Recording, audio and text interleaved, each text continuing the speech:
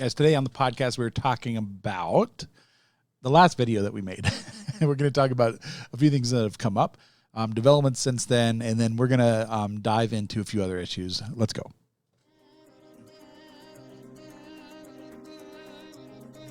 You're listening to the Paul Procise Podcast. And now Paul Procise. All right, guys, what's going on? Appreciate you being here. Hey, would you do me a favor? Would you go over to my website, paulprocise.com, and grab... Oh, the music's still going. That's weird. Right here, there's a support thing. If you are able to, would you mind jumping over there and doing that? You can also find me on Twitter and Facebook and all those things. So we've got... that's my personal page, but whatever. You guys know my last name.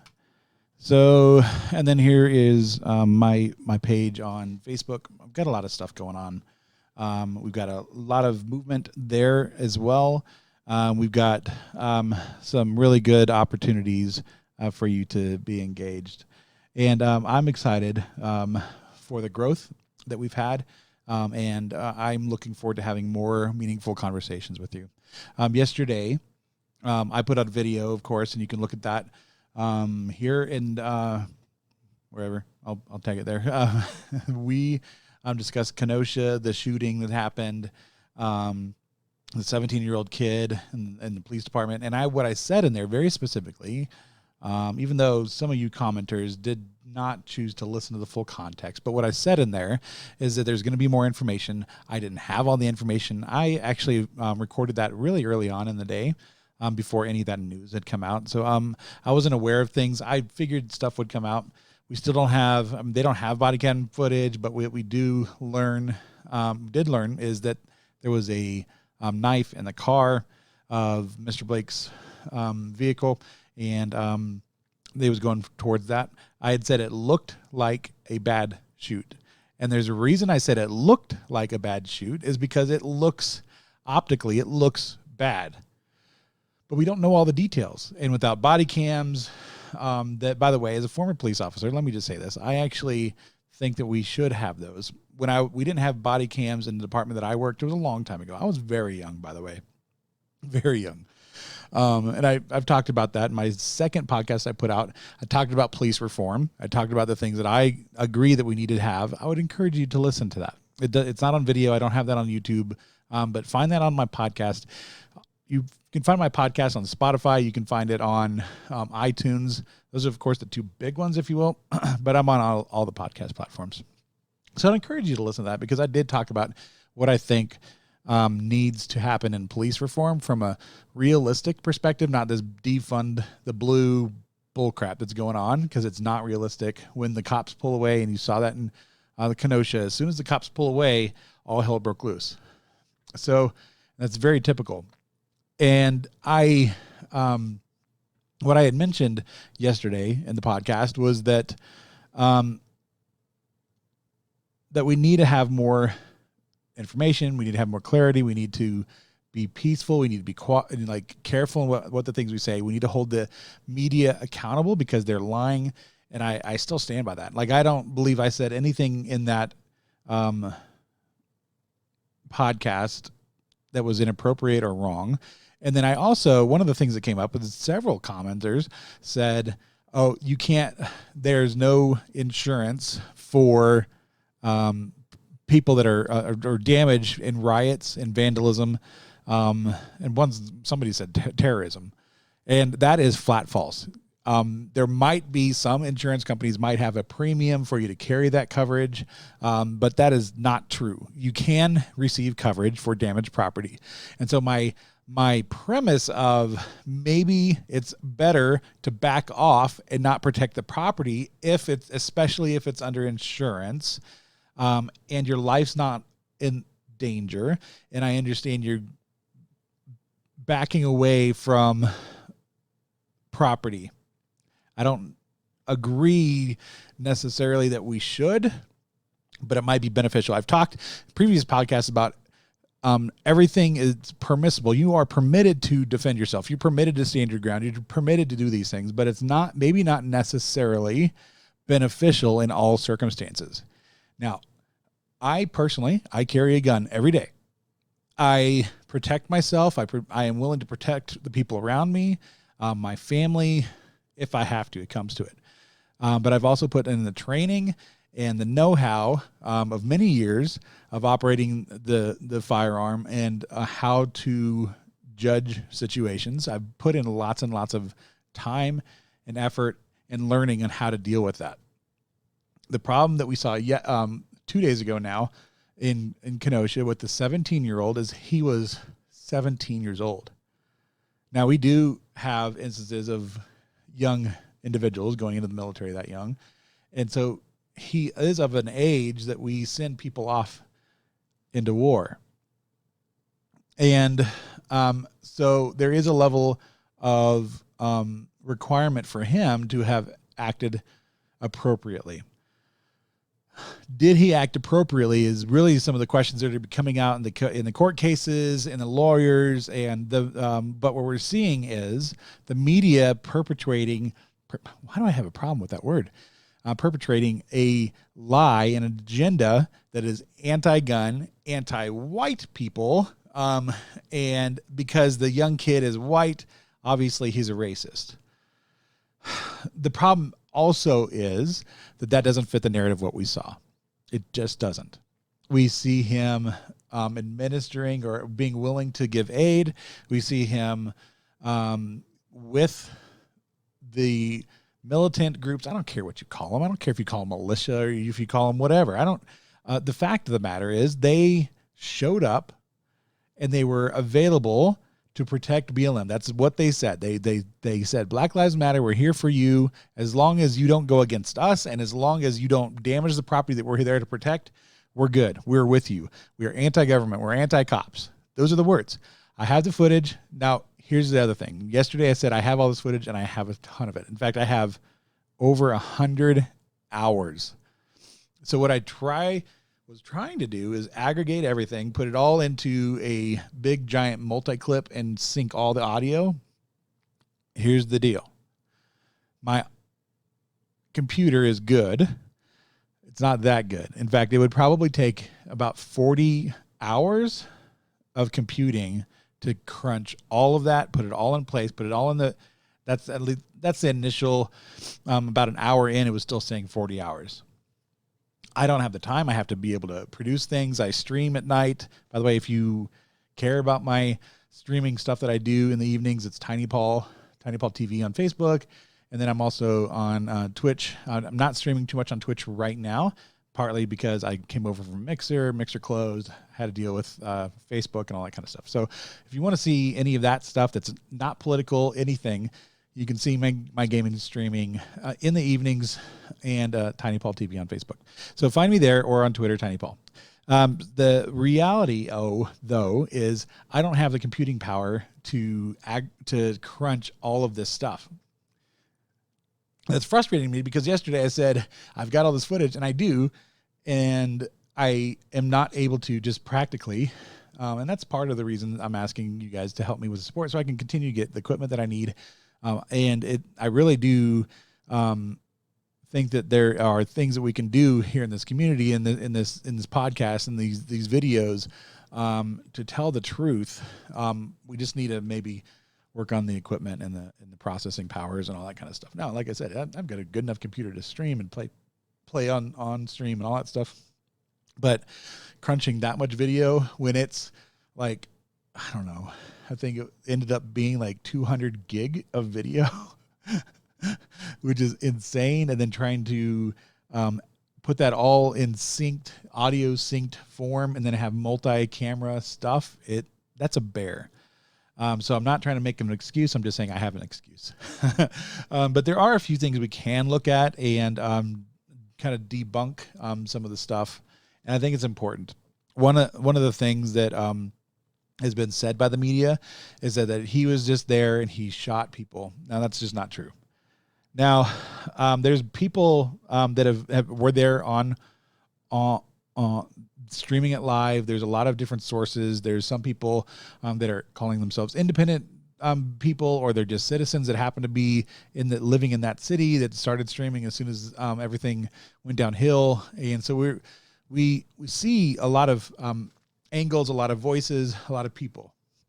And then there's other people that cover these things, people from The Blaze, The Daily Caller, and then there's some mainstream media. Generally what we see is that stuff is copywritten because it's gone through Getty Images, or it's gone through some like a news agency and that kind of stuff. So those things I can't show you. But for the things that are just available on Twitter, we can maybe show a little bit about a little bit about that. But what I'm not going to show is the graphic content, because I want to have a clean presentation of the stuff that we discuss and show on this show currently. I'm not a news source. I am a commentator, and so we'll just leave it at that. So here we go. There's so we have here again my website. Go there. And go to the About page. There's Subscribe Star. You can join my Discord channel. Specifically set up. I just set that up for this this group. I have another one for my gaming channel, and then there's my PayPal link there. That if you are inclined to help me out, I would appreciate it. So there's a lot of things. In the beginning, we see the people, the military type clad people, whether they're militia, whether they're boogaloo. I honestly don't care what you guys are going to call them, because whatever your confirmation you need for your bias, you're going to assume. And what I'm presenting you're just looking for an answer, and I get that, to confirm your bias, but you're not going to get that necessarily from me. So I don't care. I'm not going to play these word games, commenters. I'm not going to play these things and bow down to, hey, you're not showing this because you're white or whatever. Come on, shut up. Like honestly, shut up. So we have a lot of things that show, that's just the normal Twitter, kind of start to set up the preamble to the violence that ensued. So the first thing I have is, and that's actually a captured video. And let me pull this up here real quick. If I can find it. Gosh dang it. Here we go.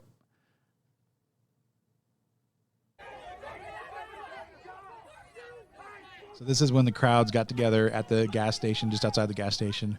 You see BLM and the military type guys coming to a confrontation. Now this gentleman right here, he's an organizer for BLM, and he has told the crowd previously, and I'm going to try to find that video, even prior to this moment that we're looking at right now. He is showing the guys there with the weapons and the BLM protesters that, hey, these guys are on our side. They're not here to hurt us. They're for us. And so this is where we see some of this. But what we see here, just a second, you see this guy right here. Now, this is obviously the guy that lost his life. He was shot in the head. And trying to find his name, Joseph Rosenbaum. And so that's him. Now, this is some of the stuff, and this is just to frame the story of what happened.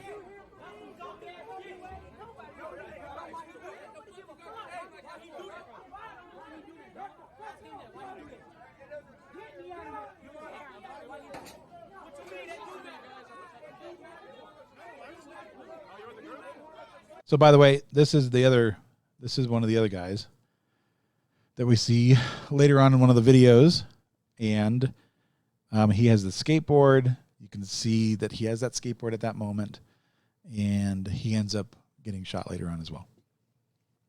So, and he was not from Kenosha. In fact, both of those guys are not from Kenosha. But you hear the crowd yelling, "What are you doing here? You're not from here." And that's true. A lot of these military type guys were not, whatever they are. I don't even know. The Boogaloo the boys. Come on, I don't know.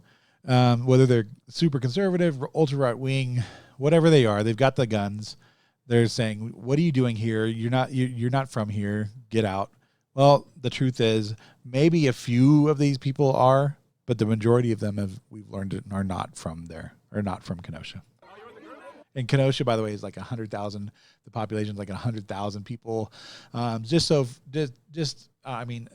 these things go, the reality is the agitators that come in, mostly Antifa, those kind of guys, normally come from out of state or out of city. Then just the general protesters that are getting involved with the BLM movement, we might see them more localized, they might participate in the riots and the damaging and of the stuff and the vandalism, but I'm just kind of giving context here.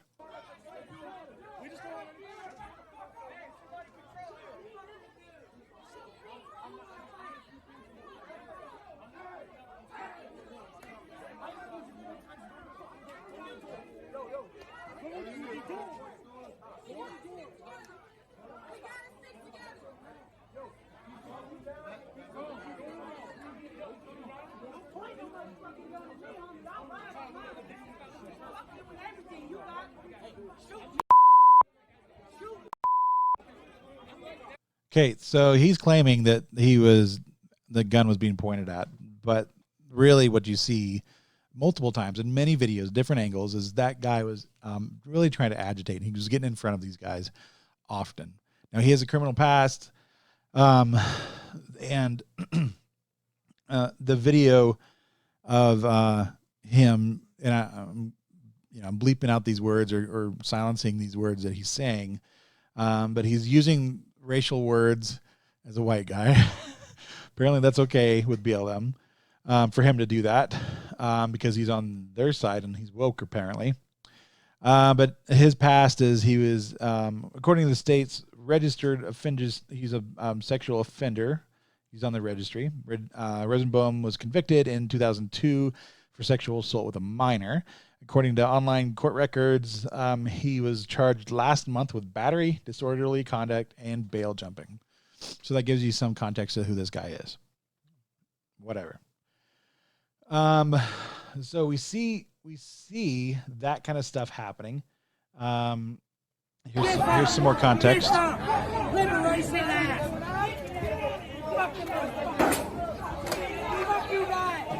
And guys are throwing stuff at them.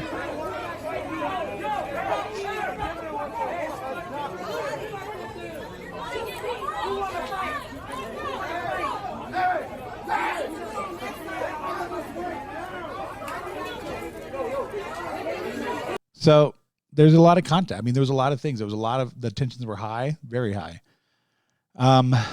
What we don't know and what I haven't been able to find, so if you have this footage, let me know. Put it in comments, send me a message on my Facebook, is the moments of time between when the shooting started and kind of these moments. And you see them kind of shifting over to that other lot, to the lot that Rosenbaum was killed in. And you see some of this stuff. But what I'm missing is that time period. How did the 17-year-old kid with a gun start being chased by Rosenbaum? How did it get to that point? There's context there that we're missing. We've got to learn some of this. So I don't have that footage. I can't find it. So how did he get separated? Was he running away from this group? How did that happen? Now we see Rosenbaum also later damaging property, breaking into vehicles, and he has his shirt wrapped around his head. Now that's important because it shows more context and more detail of who some of these people are. Okay. So we have this from Ian Miles Chong, and here's some footage, and it was put together, and it's Video Sync. Kyle Rittenhouse did this. He's done some great work as well. Kyle's awesome. With another camera angle from one of the other aggregators, and actually this came from AntifaWatch.us. And so here we go. Let's look at this one. Yeah, that's Antifa, man. Oh, we got a gun. So the streamer there was saying, you're hearing people put down your gun or put down your cameras, stop documenting, stop turn it off. And his thing is, let me turn the camera off so you can see the full screen.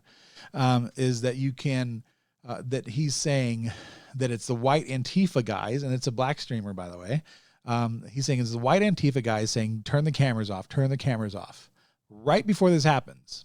It's interesting, right? So we see here in context, Hey, boys. Kyle's running away, and this is the problem. I don't know what led up to this. So basically from here on or backwards, I'm missing some data. So there could be, caveat, more information that comes out to what was going on. Why was he being chased? Why was this happening? Now watch this. That's Antifa, man. Oh, we got a gun, baby.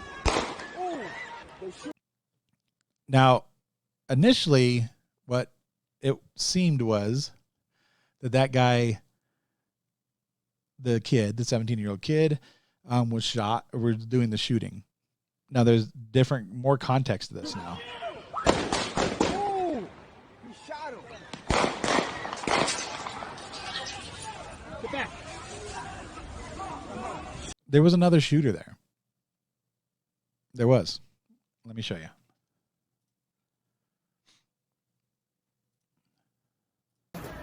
Hey, boys. Yeah, that's Antifa, man. So we also see Rosenbaum throwing something at the kid, whatever it is. It looks like there's a bag, something, or I'm not sure what. Oh, we got a gun, baby. Oh, they shoot him. Oh, you shot him. Get back. There's more.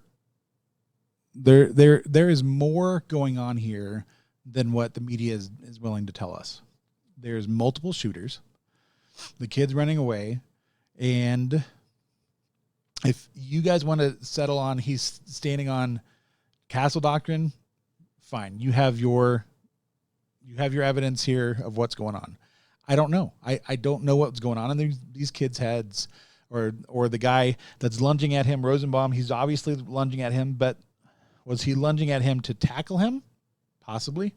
Was he lunging at him because he was already involved in another incident, so he's trying to take him down? I don't know. But I do know that he gets shot somehow, and the question is, by who? Because none of this footage is very clear. Now, the assumption is that Kyle shoots him right here in the head. But the problem is right here, there's another shooter. And there's shots. I don't know. I don't know what the heck's going on. We have another screenshot here of exactly what we just saw from that angle, basically, but brought out. Handgun muzzle flash right here. He's lunging. 2 seconds later, you hear another couple shots, and then you hear the rifle shot. It's confusing. The context is we're missing context. We're missing truth. There's going to be a lot of witnesses speaking to law enforcement, I'm sure, through all of this, and we're going to get more and more context as this comes through. The problem is the media, again, is not telling the truth. Now, we can just say that this kid was a militant, whatever. Now, in his own words, he is claiming to be an EMT. Whatever. Let's look at some.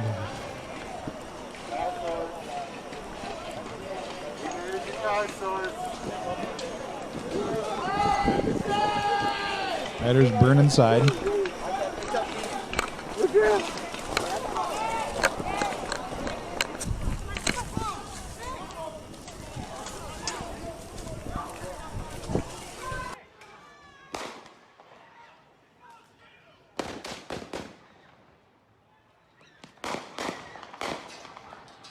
So, allegedly, there's gunshots over here, and you can see the gunman. Now that cuts. I don't know why it cut that, but it did. Okay.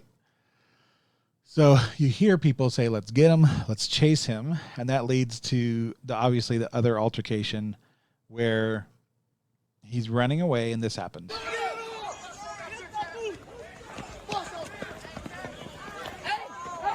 Okay, so that's important, right? We just see him get punched in the back of the head. Kyle, the kid, gets punched in the back of the head. It goes to mindset, potentially, that he's in fear of his life. I'm just saying, in this moment, this is what's going on. Okay, he gets punched in the head. He goes, and here he trips. So now there he trips there. Okay, this guy's running up to him and clearly kicks him. We've got other angles, and he kicks him while he's on the ground. So he's shot at. This guy here is beating him now with a skateboard. He loses his life later. And we can talk about his name and stuff here in a second.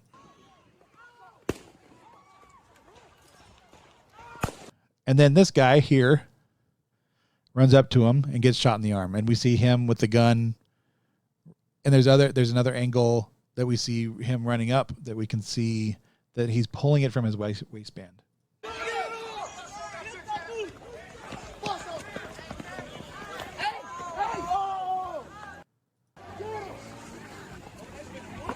So right here, that guy.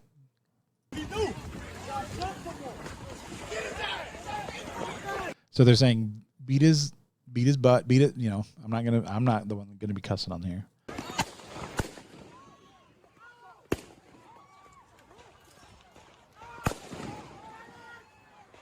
So this guy, we see in footage afterwards that just got shot in the arm, pretty gruesome, big hole in his arm, is holding a gun. Now, to me, on the onset, it looks as if he's trying to defend himself. If it's justified or not, I'm just saying he's there. People are attacking him. They're beating him. They're kicking him. Somebody's approaching him with a gun, and he returns fire. There's all these gunshots going off. In fact, there's a ton of shooting that goes on after this. And even like 5 minutes after this, even more shooting going off around in the neighborhood. And I don't know about that footage. So that's not him shooting. That's somebody else shooting. We don't know what that is. Nobody's provided context. I can't find footage of who's shooting what and why that's happening.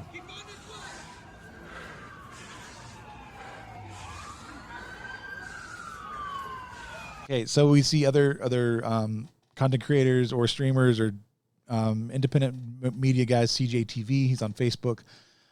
He actually just stopped streaming, but he goes and aids the guy shot in the arm. Lakota is another streamer. I don't know if he's on Facebook or YouTube. I think he's on Facebook. But we see his footage, and there's a lot of angles that are showing more and more of the context.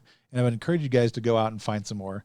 Elijah Schaefer has shown a lot of stuff. Now here's some more context. And he says, I spoke with the alleged shooter earlier in the night, who stated he was there to protect property. He did not make racist comments, condemn BLM, or mention political motivations for his actions. He said that he was there to protect property and was there carrying firearms. We're protecting from the citizens, and I just got pepper sprayed by a person in the crowd. So you had non-lethal, but you didn't respond. We don't have non-lethal. So you guys are full on ready to defend the property. Yes, we are. Now, if I can ask, can you guys step back?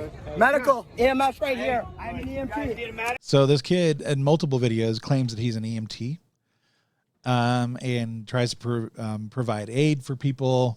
Now, maybe he's a very smart kid and he's already gone through EMT training and he's an EMT. I don't know.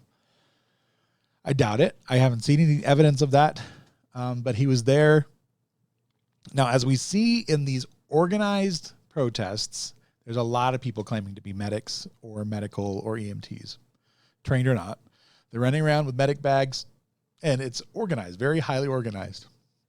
I don't know if these military guys, militant guys, militia guys, whatever. Whatever. I don't care what they're called. I'm just trying to provide context here. Unfortunately, he loses his life later on. He was quickly brought on or put in a vehicle by one of the reporters that was there But there's just a lot of context here that came out either after or I wasn't aware of when I filmed yesterday, very early on in the day. And I think that's important to know, especially when you're watching videos. There's got to be some context, and it's important to get the full story. And I do think that as a society, we aren't patient enough. Now, I do this for 30, 40 minutes, and I talk with you guys every day, so I can maybe talk a little bit more and detailed than some of the news media, because they're going to try to sell your ads every 10 minutes. They're going to have their own agenda, and so they're not interested in doing the deep dive. And what I'm saying is we're doing the deep dive. We're looking at things. We're trying to find things in context. Now, there's here on Imager, we have him kicking Kyle while he was down and falling down. Here's a skateboard being bashed over his head. He's here. I don't know if he has a gun in his hand later on. Obviously, he's shot in the chest and moving on. So there's just a lot of context that was not given right away. There's a lot of things that we need to do to understand who this kid is. Now here's Richie McGinnis interviewed him briefly earlier in the evening as well. So let's listen to this.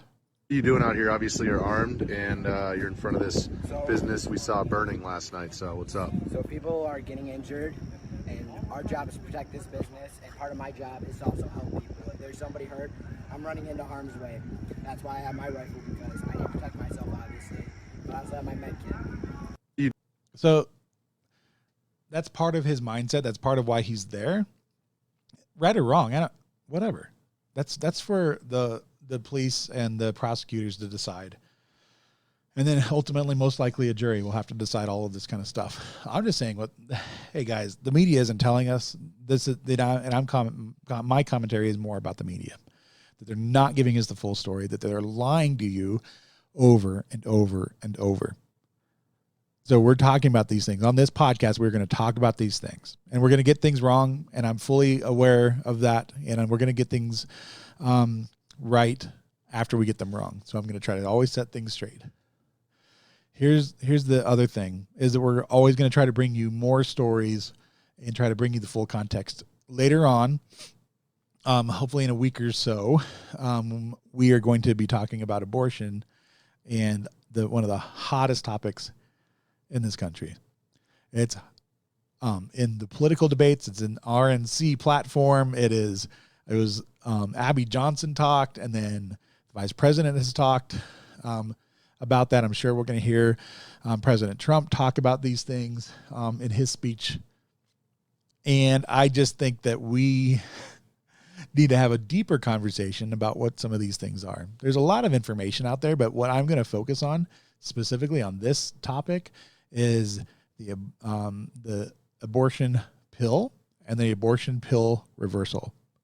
And I think that is going to be a very interesting conversation. We're going to have experts in the field that are going to talk about this.